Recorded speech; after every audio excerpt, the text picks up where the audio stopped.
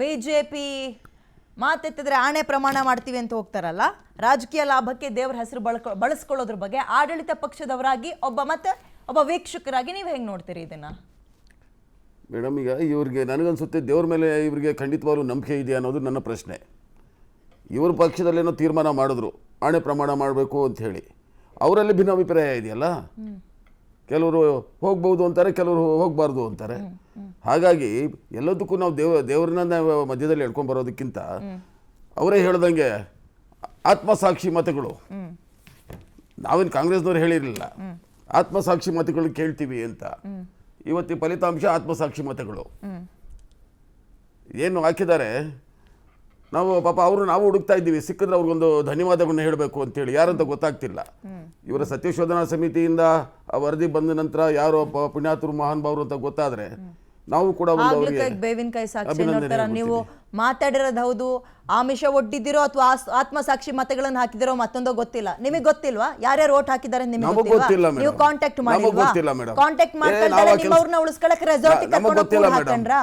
ನಮ್ಮ ರೆಸಾರ್ಟ್ಗೆ ಹೋಗಿದ್ದು ನಮ್ಮ ಶಾಸಕರಿಗೆ ಆಡಳಿತ ಪಕ್ಷದಲ್ಲಿದ್ದೀವಪ್ಪ, ಯಾವುದೇ ಕಾರಣಕ್ಕೂ ಬೇರೆಯವರ ಆಮಿಷಗಳಿಗೆ ಬಲಿಯಾಗಬೇಡಿ. ಯಾಕಂದ್ರೆ ಇಡೀ ದೇಶ ಕೇಳಿ ಮೇಡಮ್, ಇಡೀ ದೇಶದಲ್ಲೇ ಇವ್ರು ಮಾಡ್ತಾ ಇದ್ದಾರೆ. ಹಾಗಾಗಿ ಇದರ ಆಗ್ಬಾರ್ದು, ಮತ್ತೆ ಅವರಿಗೆ ಈ ರೀತಿ ಮತದಾನ ಮಾಡಿ ಅನ್ನೋ ಒಂದು ಉದ್ದೇಶಕ್ಕೆ ಹೋಗಿದ್ದೀವಿ. ಅದ್ರಲ್ಲಿ ತಪ್ಪೇನಿದೆ ಮೇಡಮ್? ಈಗ ಪರಿಷತ್ತಿಗೆ ರೆಸಾರ್ಟ್ ಕರ್ಕೊಂಡು ಹೋಗ್ತೀರಿ, ರಾಜ್ಯಸಭೆಗೆ ರೆಸಾರ್ಟ್ ಕರ್ಕೊಂಡು ಹೋಗ್ಬೇಕು, ಅಸೆಂಬ್ಲಿ ಎಲೆಕ್ಷನ್ಗೆ ರೆಸಾರ್ಟ್ ಕರ್ಕೊಂಡು ಹೋಗ್ಬೇಕು. ಎಲ್ಲಿಂದ ಪ್ರಾರಂಭ ಆಯ್ತು ಮೇಡಮ್? ಟ್ಯೂಷನ್ ಸೆಂಟರ್ ಎಲ್ಲಿಂದ ಪ್ರಾರಂಭ ಆಯ್ತು ಮೇಡಮ್? ಟ್ಯೂಷನ್ ಸೆಂಟರ್ ಎಲ್ಲಿಂದ? ಬಾಂಬೆಲ್ ಕರ್ಕೊಂಡು 16 ಜನ ಇಟ್ಕೊಂಡ್ರಲ್ಲ, ಯಾರು ಇಟ್ಕೊಂಡ್ರು ಮೇಡಮ್? ಎಲ್ಲಿಂದ ಪ್ರಾರಂಭ ಆಯ್ತು? ನಿಮಗೆ ಯಾವ ನೈತಿಕತೆ ಇದೆ? ಇನ್ಮೇಲೆ ಅವರು ಕೊಂಡ್ಕೊಳ್ತಾರೆ, ಹೆದರಿಸ್ತಾರೆ, ಕೇಸ್ಗಳನ್ನು ಹಾಕಿ ಹೆದರ್ಸ್ಕೊಳ್ತಾರೆ, ಆಮಿಷ ಒಡ್ಡಿ ಬಿಜೆಪಿ ಅವರು ಎಳ್ಕಂತಾರೆ ಅಂತ ಹೇಳೋಕೆ ನೈತಿಕತೆ ಇಲ್ಲ. ನಾನೇನು ಹೇಳೇ ಇಲ್ಲ ಮೇಡಮ್. ನಿಮ್ಗಿನ್ನು ನಮ್ಗೇನಂದ್ರೆ ನಾವು ಅವ್ರಿಗೆ ಥ್ಯಾಂಕ್ಸ್ ಹೇಳ್ಬೇಕಂತ ಹುಡುಕ್ತಿದೀವಿ ಅಂತ ಹೇಳಿದ್ರೆ ನಮ್ಗೆ ಗೊತ್ತೇ ಇಲ್ಲ ಯಾರು ಅಂತ. ಆಮೇಲೆ ಏನ್ ಸರ್ ಇದು? ಅಲ್ಲ ಮೇಡಮ್, ಇಡೀ ದೇಶದ ನೋಡ್ತಾ ಇದ್ದೆ ಇದನ್ನ, ಈ ಸಂಸ್ಕೃತಿ ತಂದವ್ರು ಯಾರು ಅಂತ. ನಾವಂತೂ ಅಲ್ವಲ್ಲ. ಪಾಪ ಅವ್ರಿಗೇನು ತೊಂದರೆ ಇತ್ತೋ, ಅವರ ಪಕ್ಷದಲ್ಲಿ ಏನ್ ಬೇಸರ ಇತ್ತೋ ಹಾಕಿರ್ಬೋದು, ನಮ್ಮ ಮೇಲೆ ನಮ್ಮ ಪಕ್ಷದ ಒಂದು ಇದ್ರ ಮೇಲೆ ಹಾಕಿರ್ಬೋದು. ಅದನ್ನೇನ್ ಮಾಡಿದ್ರು, ಸ್ವಾಗತ ಮಾಡ್ತೀವಿ. ಈಗ ತಾನೇ ಬಿಜೆಪಿ ವಕ್ತಾರೆ ಕಾಂತಿ ಶೆಟ್ಟಿ ಅವರು ಜಾಯ್ನ್ ಆಗಿದ್ರು, ವೆಲ್ಕಮ್ ಮಾಡ್ಕೊಳ್ತೀನಿ. ನಮಸ್ತೆ, ಕಾರ್ಯಕ್ರಮಕ್ಕೆ ಸ್ವಾಗತ. ರಾಜಕೀಯ ಲಾಭಕ್ಕೆ ಬರ್ರಿ ಧರ್ಮಸ್ಥಳಕ್ಕೆ ಮಂಜುನಾಥ ನಂತರ ಆಣೆ ಹಾಕಿ ಅಂತ ಹೇಳ್ತಾ ಇದ್ದೀರಿ, ಹೌದಾ? ಎಲ್ರನ್ನೂ ಕರ್ಕೊಂಡು ಹೋಗ್ತೀರಾ ಬಸ್ ಮಾಡ್ಕೊಂಡು ಅಥವಾ ಲಾರಿ ಮಾಡ್ಕೊಂಡು? ನಮ್ಮದು ಭಾರತೀಯ ಜನತಾ ಪಾರ್ಟಿ ಒಂದು ರಾಷ್ಟ್ರೀಯ ಪಕ್ಷ ಆಗಿರೋದ್ರಿಂದ ಶಾಸಕರಾಗಿ ಆಗಕ್ಕೆ ಪಕ್ಷದ ಆಶೀರ್ವಾದ, ಹಾಗೆ ನಮ್ಮ ಕಾರ್ಯಕರ್ತರ ಪರಿಶ್ರಮ ಖಂಡಿತ ಇದೆ. ಕಾರ್ಯಕರ್ತರಾಗಿ ಖಂಡಿತ ನೋವಾಗಿದೆ, ವಿಚಾರ ತಪ್ಪಾಗಿದೆ ನಿಜ. ಆದರೆ ಧರ್ಮಸ್ಥಳದಂಥ ಕ್ಷೇತ್ರ, ಇಂಥ ರಾಜಕೀಯ ಇದರಲ್ಲಿ ಅಲ್ಲಿ ಹೋಗಿ ಅಂದರೆ ಹೇಳುವ ಅರ್ಥ ಏನಿರ್ಬೋದು ಅಂದರೆ ಸತ್ಯಾಸತ್ಯತೆ ಕಾರ್ಯಕರ್ತರಿಗೆ ಹೇಳಲೇಬೇಕು, ಗೊತ್ತಾಗಲೇಬೇಕು ಅನ್ನೋ ಉದ್ದೇಶ ಬಿಟ್ಟರೆ ಧರ್ಮಸ್ಥಳದಂಥ ಕ್ಷೇತ್ರಕ್ಕೆ ಹೋಗಿ ಇದು ಮಾಡುವಂತಹ ಇದು ಅಲ್ಲ ಅಂತ ನಂಗೆ ಅನ್ಸುತ್ತೆ. ಯಾಕಂದ್ರೆ ನಾನು ಕೂಡ ಆ ಭಾಗದವಳು. ಆ ಧರ್ಮಸ್ಥಳ ಅಂದ್ರೆ ಅವ್ರು ಯಾಕೆ ಹೇಳಿದ್ರು ಅಧ್ಯಕ್ಷರಂದ್ರೆ, ಅದು ಹೇಳಿದ ತಕ್ಷಣ ಜನ ಅಟ್ಲೀಸ್ಟ್ ರಿಯಾಲಿಟಿ ಬರ್ಬೋದು, ಸತ್ಯ ಆಚೆ ಬರ್ಬೋದನ್ನ ಉದ್ದೇಶದಿಂದ ಹೇಳಿದ್ರೆ ಹೊರತು ಖಂಡಿತವಾಗ್ಲೂ ಆ ಕ್ಷೇತ್ರವನ್ನ ಟಾರ್ಗೆಟ್ ಮಾಡೋದಾಗ್ಲಿ ಯಾವುದೇ ಒಂದು ಇಲ್ಲ. ಒಂದಂತೂ ಸ್ಪಷ್ಟ, ಹೌದು, ಕಾರ್ಯಕರ್ತರಿಗೆ ಬಹಳಷ್ಟು ನೋವಾಗಿದೆ. ಯಾರು ಮಾಡಿದ್ದಾರೆ ಅಂತ ತಿಳಿಯುವುದು ಖಂಡಿತ ಸತ್ಯ ಇದೆ. ಒಂದು ರಾಷ್ಟ್ರೀಯ ಪಕ್ಷ, ಅಲ್ಲಿ ಆ ರಾಷ್ಟ್ರೀಯ ಪಕ್ಷದಲ್ಲಿ MLA ಆಗಿ ನಿಲ್ಬೇಕು ಅಂತ ಹೇಳಿದ್ರೆ ರಾಷ್ಟ್ರೀಯ ಪಕ್ಷದ ಆಶೀರ್ವಾದ ಇಲ್ಲದೆ ಆಗಲ್ಲ. ಪಕ್ಷವನ್ನು ಈ ತರ ಆಗಿದೆ ಅಂತ ಹೇಳಿದ ಮೇಲೆ ಪ್ರತಿಯೊಬ್ಬರನ್ನು ಅನುಮಾನದಿಂದ ನೋಡುವಂತ ಕೆಲಸ, ಅದು ಕ್ಲಾರಿಟಿ ಆಗ್ಲೇಬೇಕು.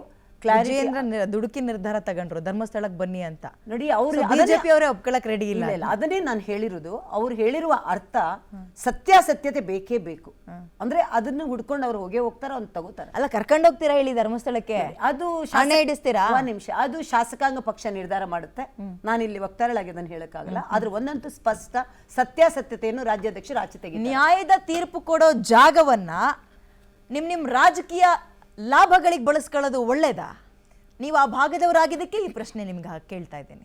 ಖಂಡಿತ ಧರ್ಮಸ್ಥಳ ನಾವು ನೋಡ್ತಾನೆ ಇದ್ದೀವಿ ಇತ್ತೀಚೆಗೆ, ಎಷ್ಟೆಷ್ಟು ವಿಷಯಗಳು ಅಂಥ ಒಂದು ಭಕ್ತಿಯ ಶಕ್ತಿಯ ಆಗರ ಕೇಂದ್ರನ ನಾವು ನಿಜಕ್ಕೂ ರಾಜಕೀಯದಲ್ಲಿ ಬರಬಾರ್ದು ಅನ್ನೋದು ಸತ್ಯ ಆದರೂ ಕೂಡ ಈ ಒಂದು ಎಷ್ಟು ಇಂಪಾರ್ಟೆಂಟ್ ಇದೆ, ಈ ಸತ್ಯಾಸತ್ಯತೆ ನಮಗೆ ಆಚೆ ಬರಲೇಬೇಕು ಉದ್ದೇಶದಿಂದ ಅಧ್ಯಕ್ಷರು ಹೇಳಿದ್ದಾರೆ ಹೊರತು ಖಂಡಿತವಾಗ್ಲೂ ಆ ಒಂದು ಭಕ್ತಿಯ ಕೇಂದ್ರದ ಬಗ್ಗೆ ಅಪಾರವಾದ ಒಂದು ಏನು ಭಕ್ತಿ ಇರೋದ್ರಿಂದ ಹೇಳಿದ್ದಾರೆ ಹೊರತು ಅದರ ಬೇರೆ ಏನು ಅದರ ಬಗ್ಗೆ ನೀವು ಮಾತಾಡೋ ಅದು ನಂಗೆ ಅದು ಸರಿ ಅನ್ನಿಸ್ತಾ ಇಲ್ಲ. ಯಾಕಂತ ಹೇಳಿದ್ರೆ ಖಂಡಿತವಾಗ್ಲೂ ನೀವೇ ಕರಿತೀರಿ, ಒಟ್ಟಿಗೆ ಹೋಗಿ ಆಣೆ ಹಾಕಿಸ್ತೀವಿ, ರಿಯಾಲಿಟಿ ಗೊತ್ತಾಗುತ್ತೆ ಅಂತೀರಿ, ಅಂದ್ರೆ ನಮ್ಮನ್ ಕೇಳ್ಬೇಡಿ ಅದು ಸರಿ ಅನ್ಸಲ್ಲ ಅಂತೀರಿ.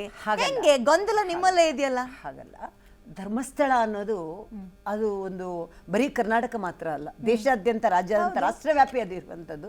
ನ್ಯಾಯದ ದೇಗುಲ ಅಂತ ಹೇಳಿದ್ರೆ ತಪ್ಪಾಗಲಾರದು.